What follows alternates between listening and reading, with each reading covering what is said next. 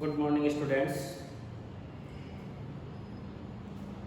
देखिए last class में हम लोग अपने किरण प्रकाशिकी के टॉपिक की बात कर रहे थे और उसमें हमने देखा था बेटा कि हमने समतल दर्पणों द्वारा प्रतिबिंबों का निर्माण कैसे होता है, समतल दर्पण के लिए जो आपकी उसके क्या क्या प्रॉपर्टीज शो करता है, वो सारी बातें हमने लास्ट क्लास में डिस्कस की थी। ठीक है, आज हम लोग बात करेंगे बेटा गोलीय दर्पणों के बारे में बात करेंगे और इनके द्वारा प्रतिबिंबों के निर्माण के बारे में हम लोग चर्चा करेंगे आज। ठीक है, तो देखिए स्टार्ट करते हैं। सबसे पहले हम लोग बात करते हैं कि गोलीय दर्पण होता क्या है। तो हम लोग क्या बोलेंगे कि वह दर्पण जिसका परावर्तक पृष्ठ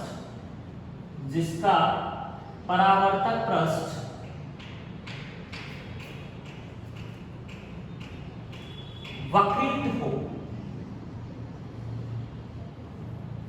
जिसका परावर्तक पृष्ठ वक्रित हो या मुड़ा हुआ हो, उसको हम लोग क्या बोलते हैं, गोलीय दर्पण बोलते हैं। कि कोई भी ऐसा दर्पण तो जिसकी जो परावर्तक सतह है या जो परावर्तक पृष्ठ है आपका, वो क्या हो, वक्रित हो या फिर मुड़ा हुआ हो, क्या कहलाते हैं, गोलीय दर्पण कहलाते हैं। ठीक है, अब यहां से अगर मैं इनके क्लासिफिकेशन की बात करता हूं, अगर इनके, तो हम लोग बोलेंगे कि सर जो आपके गोलीय दर्पण है वो आपके दो प्रकार के होते हैं।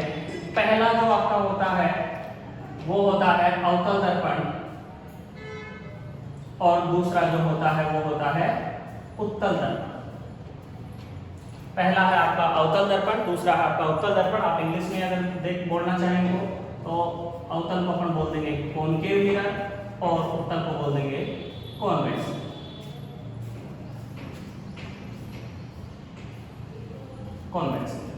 ठीक है, अब बात आती है कि अवतल दर्पण क्या होते हैं। तो वे गोलीय दर्पण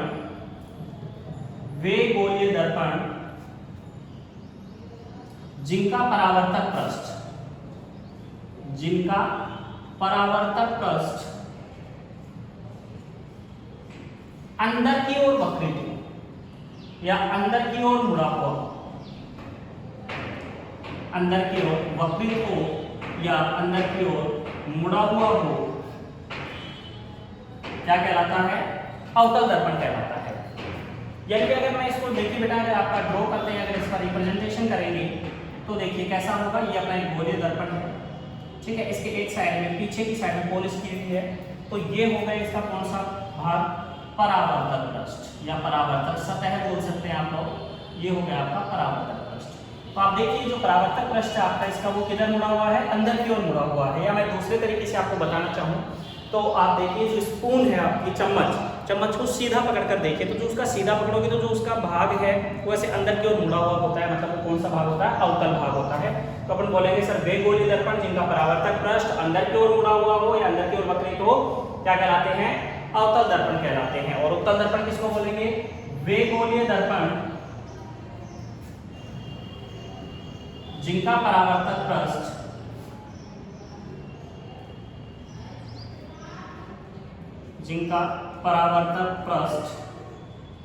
बाहर की ओर वक्रित हो या बाहर की ओर मुड़ा हो, बाहर की ओर वक्रित हो या बाहर की ओर मुड़ा हो, क्या कहलाते हैं, उत्तल दर्पण कहलाते हैं। और देखिए बेटा अगर इनका रिप्रेजेंटेशन हमें करना है तो ये हो गया अपना एक गोलीय दर्पण और उसके अंदर वाले भाग को हम लोग क्या कर देंगे, पॉलिश कर देंगे। तो ये बाहर वाला जो भाग है ये इसका परावर्तक पृष्ठ हो जाएगा, यानी कि ये बाहर की ओर उभरा हुआ है। सेम वही वापस से अगर मैं आपको दूसरे तरीके से समझाना चाहूँ तो अपन बोल सकते हैं कि उसी स्पून को, चम्मच को आप उल्टा पकड़ कर देखिए, तो जो उसका भाग है वो बाहर की ओर उभरा हुआ होता है। तो यानी कि बाहर की ओर जो मुड़ा हुआ है वो कौन सा दर्पण हो जाएगा, आपका उत्तल दर्पण हो जाएगा। और जो भाग अंदर की ओर वक्रित है वो आपका अवतल दर्पण होगा। ठीक है बेटा, अब यहाँ पर हम लोग देखिए दर्पणों से संबंधित, गोलीय दर्पणों से संबंधित कुछ एक परिभाषाएं हैं जो हमारे बहुत काम में आने वाली हैं। तो हम लोग 1 बाय 1 करके उन परिभाषाओं को इंक्लूड करते हैं, उनको किस तरीके से रिप्रेजेंट करेंगे उनकी बातें करते हैं।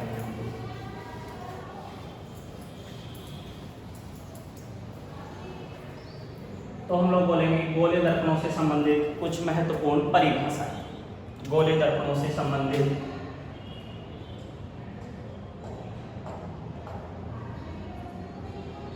परिभाषाएं। ये परिभाषाएं बेटा आपको याद रखनी है, बार बार हमारे बहुत काम में आने वाले हैं। सबसे पहली परिभाषा की मैं बात करता हूँ तो मैं बोलूँगा ध्रुव। ध्रुव क्या होता है? इंग्लिश में इसको पोल बोलते हैं बेटा, और इसलिए हम लोग इसको दर्शाएंगे इससे अंग्रेजी वर्णमाला के पी अक्षर से हम लोग इसको दर्शाएंगे। तो हम लोग बोलेंगे कि गोलीय दर्पण के परावर्तक पृष्ठ का मध्य बिंदु या केंद्र बिंदु क्या कहलाता है? ध्रुव कहलाता है। गोलीय दर्पण के परावर्तक पृष्ठ का केंद्र बिंदु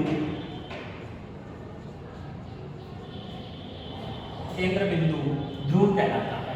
गोलीय दर्पण के परावर्तक पृष्ठ का केंद्र बिंदु या मध्य बिंदु ध्रुव कहलाता है। देखिए बेटा कैसे, हमने बोला कि ये रहा सर एक हमारा कौन सा दर्पण? उत्तल दर्पण, सॉरी अवतल दर्पण है। आप चाहो तो उत्तल भी बना सकते हैं, ये तो यहाँ पर अपन उत्तल भी बना देते हैं। ये आपका उत्तल दर्पण है। तो देखिए परावर्तक पृष्ठ ये वाला है और इसका परावर्तक पृष्ठ ये वाला है, तो इसका मध्य बिंदु या केंद्र बिंदु कहाँ पर होगा? कहीं यहाँ पर, इसका यहाँ पर। तो क्या बोल रहे हैं? गोलीय दर्पण के परावर्तक पृष्ठ का केंद्र बिंदु ध्रुव कहलाता है और इसे P द्वारा निरूपित किया जाता है। ये बिंदु आपका हो गया कौन? ध्रुव। ठीक है बेटा। दूसरी परिभाषा की मैं बात करता हूँ। दूसरी परिभाषा है आपकी वक्रता केंद्र, और वक्रता केंद्र को हम लोग इंग्लिश में बोल सकते हैं centre of curvature. Centre of curvature बोलेंगे, और इसकी डेफिनेशन क्या हो जाएगी? इसको हम लोग बेटा सी से डिनोट करेंगे, अंग्रेजी वर्णमाला के अक्षर सी से डिनोट करेंगे। तो हम लोग देखिए यहाँ पर क्या बोलते हैं कि सर जो गोलीय दर्पण है वो एक खोखले गोले का भाग होता है। देखिए किस प्रकार से, मैंने बोला कि मेरे पास ये वो एक खोखला गोला मैं बना देता हूँ इस तरीके से। कोई खोखला गोला है, डैश डैश डैश लाइन से शो कर देंगे ये नीचे, और मैंने इसके इतने थे भाग को काट कर और इसके एक साइड में क्या कर दी? पॉलिश कर दी। तो ये आपका कौन सा दर्पण बन जाएगा? अवतल दर्पण बन जाएगा। ठीक है। इसी प्रकार से अगर मैं बात करता हूँ, अगर मेरे को उत्तल दर्पण बनाना है तो वापस से वही खोखला गोला लेंगे हम लोग, और इस खोखले गोले के इतने थे भाग को हम लोग वापस से काट देंगे, और काट कर उसके अंदर वाले भाग को क्या कर देंगे? पॉलिश कर देंगे। और अगर बेटा अपन अंदर वाले भाग को पॉलिश कर देते हैं तो ये अपना बन जाएगा कौन सा दर्पण? उत्तल दर्पण बन जाएगा। तो हम लोग क्या बोल रहे हैं कि सर गोलीय दर्पण जो है वो एक खोखले गोले का भाग होता है, और इस गोले का केंद्र ही क्या कहलाता है? वक्रता केंद्र कहलाता है।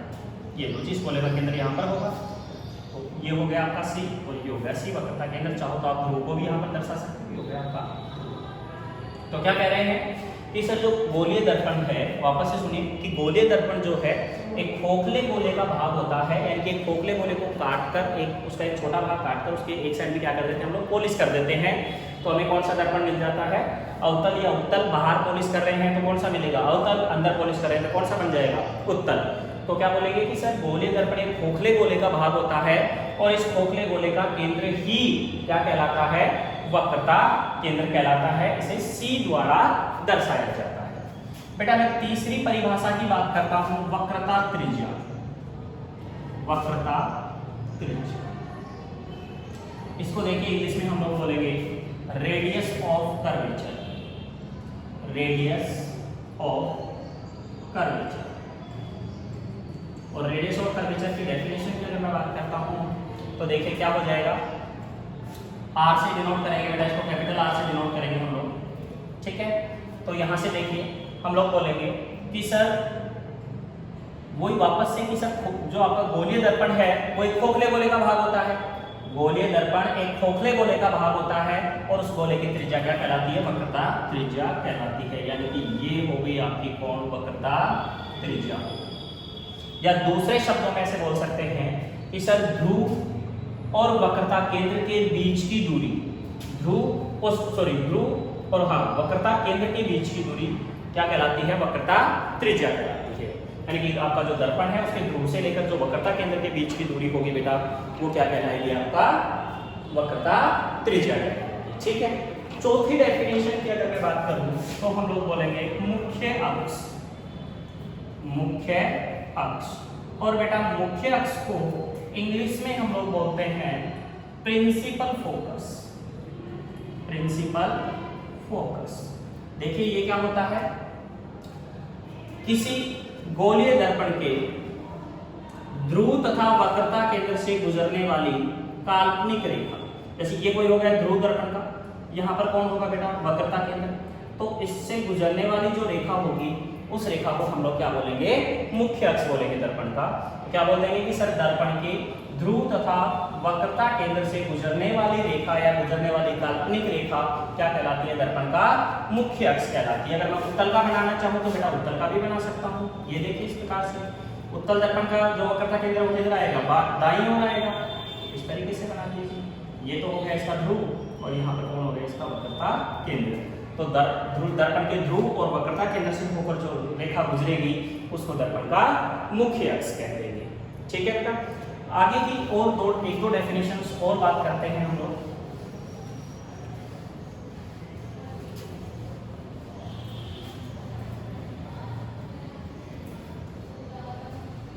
आगे मैं बात करता हूं बेटा, जो अगली परिभाषा है बहुत महत्वपूर्ण है, पांचवी, मुख्य फोकस व फोकस दूरी। मुख्य फोकस व फोकस दूरी। मुख्य फोकस को बेटा बोलते हैं principal focus, principal focus and focus दूरी को बोलते हैं फोकल लेंथ, फोकल लेंथ। तो देखिए जो प्रिंसिपल फोकस है बेटा उसको हम लोग रिप्रेजेंट करेंगे कैपिटल एम से और फोकल लेंथ को रिप्रेजेंट करेंगे हम लोग स्मॉल एम से। समझिएगा, यहाँ पर देखिए मैंने बोल दिया कि मेरे पास एक कोई अवतल दर्पण है, ये लीजिए, ठीक है। अगर मैं इसका मुख्य अक्ष खींच दूं तो ये हो जाएगा इसका मुख्य अक्ष, ठीक है। जो ध्रुव और वक्रता केंद्र से होकर जो रेखा गुजरेगी वो आपका कौन हो जाएगा मुख्य अक्ष। यहाँ पर होगा इसका वक्रता, ठीक है बेटा। अब मैंने कहा कि दर्पण पर कोई प्रकाश किरणें आपतित हो रही है वो मुख्य अक्ष के समांतर आती है। ये लीजिए मुख्य अक्ष के समांतर प्रकाश किरणें आपतित होती हैं। तो अब हम लोग यहाँ पर क्या बोलेंगे कि सर जो प्रकाश किरणें मुख्य अक्ष के समांतर आ रही हैं वो देखिए, अब दर्पण आपका कुछ इस प्रकार से है, ठीक है। तो एक प्रकाश किरण यहाँ से टकराकर अंदर की ओर आएगी और यहाँ से टकराकर भी अंदर की ओर आएगी, यानी ये बाहर तो जा नहीं सकती।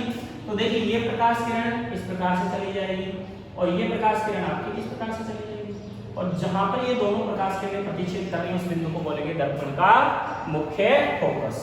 तो क्या बोलेंगे कि यदि प्रकाश किरणें अवतल दर्पण के मुख्य अक्ष के समांतर आपतित होती हैं तो परावर्तन के पश्चात ये मुख्य अक्ष के जिस बिंदु पर प्रतिच्छेद करती है वह बिंदु अवतल दर्पण का मुख्य फोकस कहलाता है। तो यह अवतल दर्पण का मुख्य फोकस हो गया। और क्या बोलेंगे मुख्य फोकस व ध्रुव के बीच की दूरी फोकस दूरी कहलाती है। मुख्य फोकस और ध्रुव के बीच की दूरी क्या कहलाती है फोकस दूरी, ठीक है बेटा। ये तो बात हो गई अवतल दर्पण की। अगर मैं बात करूं उत्तल दर्पण की तो उस केस में देखिए क्या होगा। मैंने बोल दिया ये हो गया कोई अपने पास उत्तल दर्पण, यहां पर मैं बोलता हूं बेटा ये हो गया इसका आपका मुख्य अक्ष, यहां पर कहीं होगा इसका वक्रता केंद्र C और यहां पर मैं बोल देता हूं ये हो गया आपका ध्रुव। अब देखिए वापस से केस वही बोल रहा हूं कि यदि प्रकाश किरणें मुख्य अक्ष के समांतर आपतित होती इस प्रकार से, अब देखिए बेटा ये प्रकाश किरणें अंदर तो जा नहीं सकती, तो क्या हो जाएगा ये प्रकाश किरणें कुछ इस प्रकार से चली जाएंगी, यहां से परावर्तित होगा, ठीक है। लेकिन इधर से अगर कोई इनको देखता है तो उसको क्या लगेगा कि ये कहीं यहां से आती हुई प्रतीत होंगी, तो ये बिंदु क्या हो जाएगा दर्पण का मुख्य फोकस हो जाएगा और वही मुख्य फोकस और ध्रुव के बीच की दूरी फोकस दूरी हो जाएगी। तो हम लोग क्या बोलेंगे कि यदि प्रकाश किरणें उत्तल दर्पण के मुख्य फोकस के समांतर आपतित होती हैं तो परावर्तन के पश्चात वे मुख्य अक्ष के जिस बिंदु से आती हुई प्रतीत होती हैं वह बिंदु उत्तल दर्पण का मुख्य फोकस कहलाता है। अब यहाँ पर देखिए बेटा मैंने बोला प्रतीत होती है क्योंकि वास्तविकता में ये यहाँ से नहीं आ रही है फोकस से, ऐसा हमें केवल क्या हो रहा है आभास हो रहा है कि सर ये जो प्रकाश किरणें हैं आपकी वो कहाँ से आ रही होगी मुख्य फोकस से आ रही होगी, ठीक है। इसके बाद में एक और परिभाषा की मैं बात करता हूँ बेटा, छठी परिभाषा जो आपकी है वो है द्वारक। द्वारक और इंग्लिश में इसको बोलते हैं अपर्चर, अपर्चर बोलेंगे बेटा इसको। देखिए अपर्चर क्या होता है, कि गोलीय दर्पण के परावर्तक पृष्ठ का व्यास, गोलीय दर्पण के परावर्तक पृष्ठ का व्यास क्या कहलाता है? द्वारक कहलाता है। यानी कि गोलीय दर्पण के परावर्तक पृष्ठ के जितने भाग पर प्रकाश किरणें आपतित होती है ना बेटा, उसी को हम लोग क्या कह देते हैं? द्वारक कह देते हैं। तो देखिए परावर्तक पृष्ठ ये हो गया, तो इसका व्यास ये देखिए, तो ये क्या हो गया? दर्पण का द्वारक हो गया, MNX। ये कौन हो गया? दर्पण का द्वारक। तो बेटा इस तरीके से कुछ छोटी छोटी परिभाषाएं थी, वो आपको बिल्कुल बहुत ही अच्छे तरीके से याद रखना है, ठीक है। उसके बाद में जो हम लोग जिस टॉपिक की बात करने वाले हैं, वो टॉपिक अपने बहुत काम में आने वाला है और न्यूमेरिकल्स में भी हमारी बहुत हेल्प करेगा। तो देखिए क्या क्या बातें करने वाले हैं हम लोग, समझिएगा वन बाय वन करके। हम लोग बात करेंगे चिन्ह परिपाटी। चिन्ह परिपाटी होती क्या है समझिए। गोलीय दर्पणों के लिए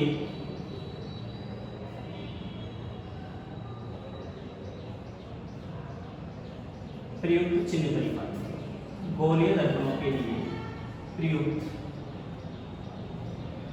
चिन्ह परिपाटी।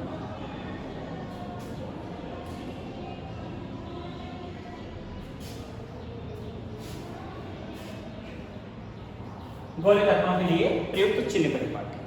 देखिए बेटा साइन कन्वेंशन जो है वो हमारी बहुत ज़्यादा हेल्प करने वाला है न्यूमेरिकल प्रॉब्लम में, डेरिवेशन में। इस चैप्टर में अपन बहुत सारे डेरिवेशन करेंगे, तो उन सब में इसका अहम रोल है। यानी कि जो चिन्ह परिपाटी है वो हमें बहुत ज़्यादा अच्छे तरीके से आनी चाहिए। तो सबसे पहले मैं बात करता हूँ कि सर गोलीय दर्पणों के लिए जो चिन्ह परिपाटी काम में ली जाती है वो कौन सी ली जाती है? कार्तीय चिन्ह पद्धति या कार्तीय चिन्ह परिपाटी काम में ली जाती है। गोलीय दर्पणों के लिए कार्तीय चिन्ह परिपाटी काम में ली जाती है। यानी सर कार्तीय चिन्ह परिपाटी क्या होती है? तो कार्तीय चिन्ह परिपाटी का मतलब बेटा क्वाड्रेंट्स बनाते हैं, यानी कि चतुर्थांशों के अनुसार हम लोग क्या करेंगे? चिन्हों का निर्धारण करेंगे, ठीक है।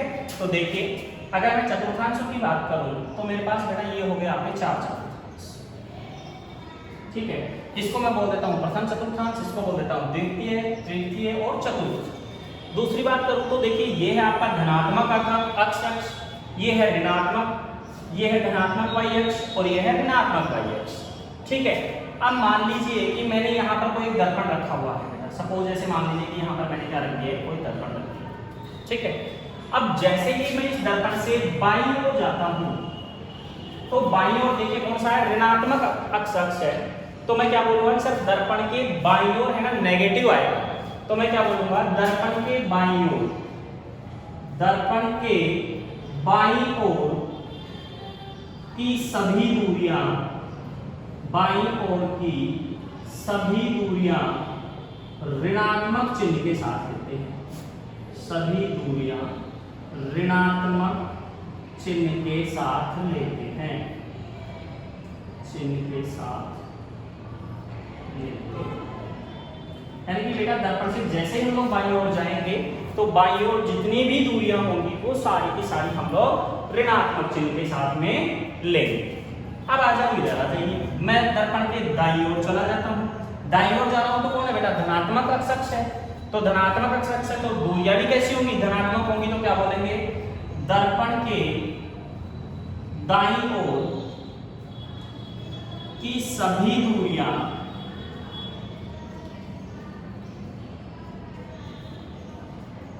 धनात्मक चिन्ह के साथ लेते हैं।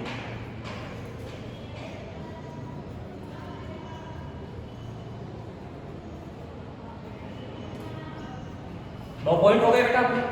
अब हम लोग जा रहे हैं, ये देखिए ये दर्पण का आपका मुख्य अक्ष हो गया, तो मैं जा रहा हूं दर्पण की मुख्य अक्ष के लंबवत ऊपर की ओर। और जैसे बेटा ऊपर की ओर जाता हूं तो ऊपर की ओर कौन है? धनात्मक y अक्ष है। तो इसका मतलब दर्पण की मुख्य अक्ष के लंबवत ऊपर की ओर की सभी दूरियां क्या होंगी? धनात्मक चिन्ह के साथ में ली जाएगी। तो क्या बोलेंगे? दर्पण के मुख्य अक्ष के लंबवत ऊपर की ओर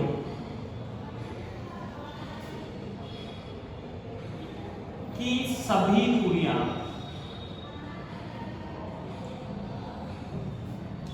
धनात्मक चिन्ह के साथ लेते हैं।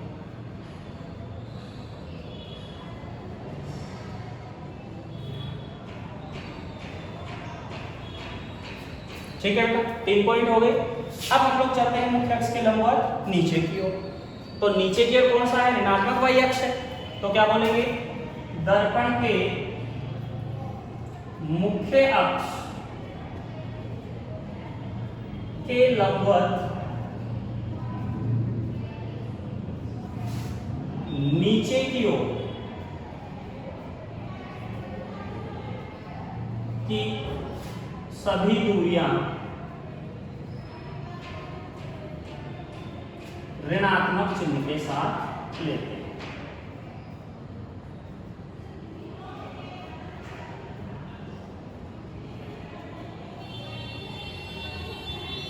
ये हो गए बेटा अपने 4 पॉइंट। 5वां पॉइंट यहां पर अलग से लिख रहा हूं मैं। देखिए अवतल दर्पण की बात करता हूं तो बेटा अवतल दर्पण का जो फोकस है और जो वक्रता केंद्र है वो हमेशा बाईं ओर आएगा। तो क्या बोलेंगे?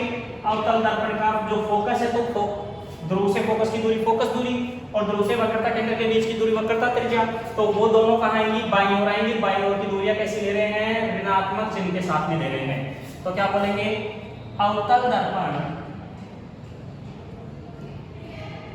की फोकस दूरी वह वक्रता त्रिज्या, वह वक्रता त्रिज्या सदैव ऋणात्मक चिन्ह के साथ लेते हैं, सदैव ऋणात्मक चिन्ह के साथ लेते हैं। ये बात हो गई बेटा अवतल दर्पण की। दूसरी बात करता हूं उत्तल दर्पण की। तो क्या बोलेंगे? उत्तल दर्पण की फोकस दूरी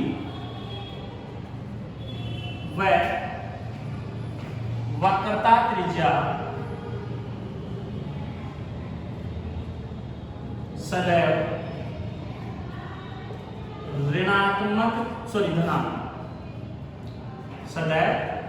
धनात्मक चिन्ह के साथ लेते हैं।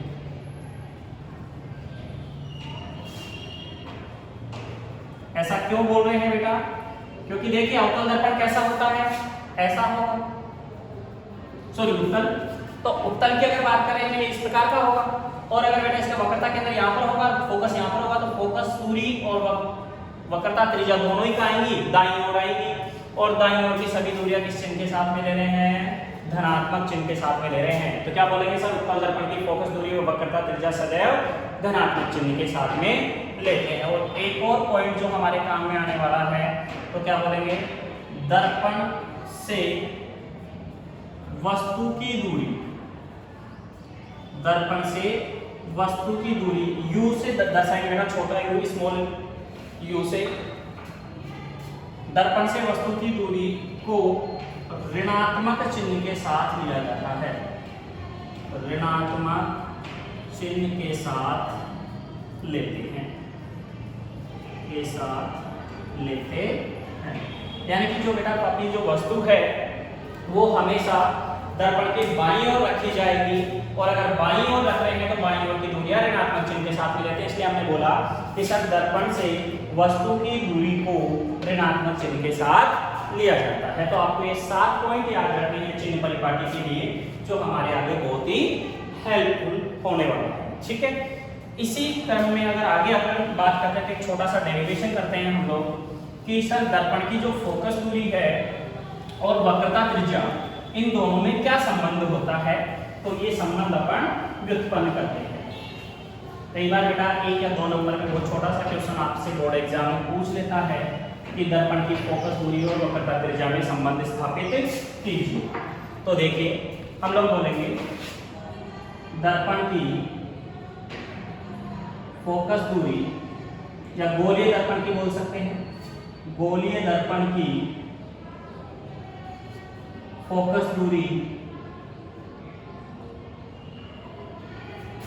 फोकस दूरी व वक्रता त्रिज्या में संबंध, दर्पण की फोकस दूरी व वक्रता त्रिज्या में संबंध। बेटा देखिए क्या संबंध होता है इनमें। मैंने बोल दिया बेटा कि मेरे पास ये कोई एक अवतल दर्पण है, और ये हो गया बेटा इसका मुख्य अक्ष। यहां पर मैं बोल देता हूं वक्रता केंद्र है, और यहां पर कहीं इसका फोकस होगा। तो देखिए मैंने बोल दिया कि यहां से एक प्रकाश किरण है, वो इस प्रकार से आती है, और ये प्रकाश किरण कहां से होकर गुजर जाएगी, फोकस से होकर गुजर जाएगी। ठीक है, यहां से ये बिंदु आपका P, इस बिंदु को मैंने बोल दिया बेटा Q, ये हो गया आपका F।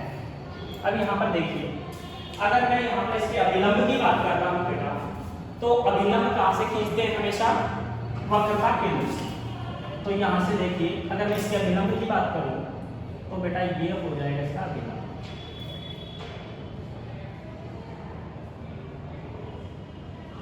ये अभिलंब हो गया। ठीक है, तो अगर मैं यहां पर बात करता हूं कि मैंने बोल दिया बेटा कि मेरा ये जो कोण है वो कोण है थीटा, ये कोण कितना है, थीटा। तो सीधी सी बात है बेटा, ये कोण भी कितना होगा, थीटा ही, क्योंकि आपतन कोण का मान हमेशा क्या होता है, परावर्तन कोण के मान के बराबर होता है। ठीक है, अब अगर बेटा देखिए यहाँ पर ये कोण थीटा है, तो यहाँ पर ये देखिए ये जेड बन रहा है, तो एकांतर कोण हो जाएंगे दोनों।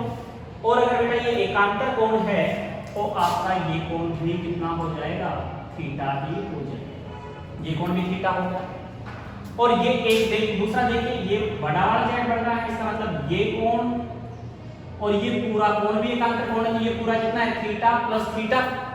ये ऊपर वाला देखिए, ये पूरा कोण कितना है, थीटा, और ये भी theta, theta plus theta 2 theta. तो इसका मतलब ये कोण भी कितना है आपका 2 थीटा। और मैंने क्या किया बेटा, यहाँ से इस बिंदु Q से सामने वाले इस मुख्य अक्ष पर एक लंब डाल दिया, और इसको मैंने नाम दे दिया आपका, ये लंब डाल दिया यहाँ पर, और इसको मैंने नाम दे दिया बिंदु को R। इस बिंदु को मैंने R दिया। ठीक है, अब सबसे पहले देखिए हम लोग बात करते हैं आपके, ये एक समकोण त्रिभुज बन रहा है बेटा CQR या QRC। तो मैं बोलूंगा समकोण त्रिभुज QRC में tan थीटा बराबर लंब बटा आधार, लंब कितना है बेटा QR बटा आधार कितना है बेटा RC। यदि थीटा बहुत अल्प है तो बेटा बहुत अल्प कोणों के लिए या छोटे कोणों के लिए tan थीटा लगभग बराबर होता है किसके, थीटा के। तो ये कितना हो जाएगा, अतः थीटा बराबर हो जाएगा QR बटा RC। Question number 1। पुनः समकोण त्रिभुज कौन सा वाला बेटा, QRF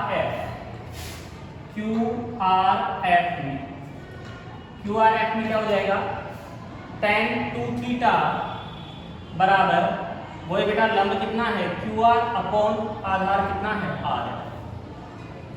छोटे कोणों के लिए tan 2 थीटा कितना हो जाएगा, 2 थीटा बराबर QR अपॉन RF। ये हो गई क्वेश्चन नंबर 2। एक से बेटा थीटा का मान सेकंड में रख दो, तो समीकरण 1 व 2 से कितना हो जाएगा बच्चे, 2 इंटू QR अपॉन RC बराबर QR अपॉन RF। ये QR से QR कैंसिल आउट हो जाएगा, इसका रेसिप्रोकल ले लो, तो RC बटा 2 बराबर हो जाएगा RF, या RC बराबर हो जाएगा बेटा 2RF। ठीक है, इसको दे देते हैं इक्वेशन नंबर 3। तो अपन क्या बोलेंगे, चूंकि RC देखो ये जो दूरी है बेटा RQ बहुत नगण्य है, तो RC बराबर होगा लगभग PC के। तो क्या बोलेंगे, चूंकि RC लगभग बराबर है किसके, PC के। ठीक है, वह RF लगभग बराबर है किसके, PF के।